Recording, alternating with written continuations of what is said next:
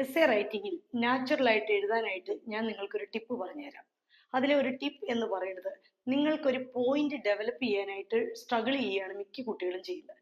നിങ്ങൾക്ക് ഒരു സെന്റൻസിലെ subject elaborate ചെയ്ത് എഴുതാൻ പറ്റിയാൽ മാത്രമേ നിങ്ങൾക്ക് പോയിന്റ് ഡെവലപ്പ് ചെയ്യാൻ പറ്റുള്ളൂ. ഇപ്പൊ ഈ സബ്ജക്റ്റ് ഇലാബറേറ്റ് ചെയ്യുക എന്ന് പറയുന്നത് കൃത്യമായിട്ട് അതിലെ എസെൻഷ്യൽ ക്ലോസ് അല്ലെങ്കിൽ എസെൻഷ്യൽ സെൻസ് കൺസ്ട്രക്ഷൻ അറിഞ്ഞാൽ മാത്രമേ നിങ്ങൾക്ക് സബ്ജക്റ്റ് ഇലാബറേറ്റ് ചെയ്ത് എഴുതാൻ പറ്റുള്ളൂ.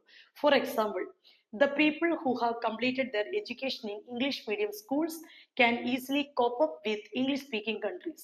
ഇതിലെ സബ്ജക്റ്റ് എന്ന് പറയുന്നത് the people who have completed their education in English speaking schools, അവിടെ വരെ സബ്ജക്റ്റ് ആണ്. അത് കഴിഞ്ഞ് can easily cope up with English speaking countries.